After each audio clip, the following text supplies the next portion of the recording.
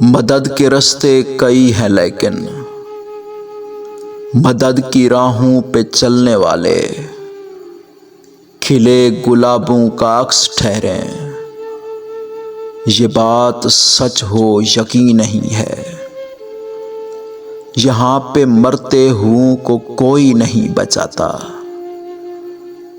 बचाने वाले बहुत ही कम हैं, उन्हें भी खदशात ने है घेरा।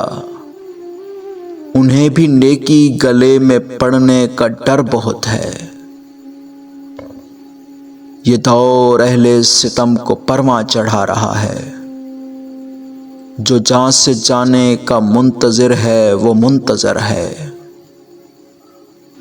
मरीज घर पर पड़ा तड़पता रहेगा लेकिन मदद कोई भी नहीं करेगा।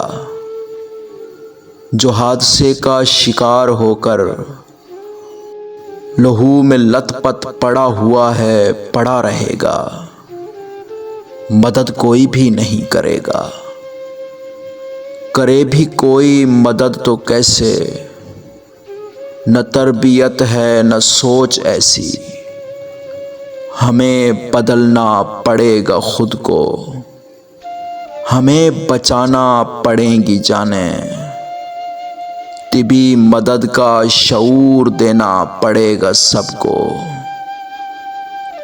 ये इब्तदाई मदद ज़रूरी है लाज़मी है, सो तरबियत की तरफ कदम को बढ़ाया जाए।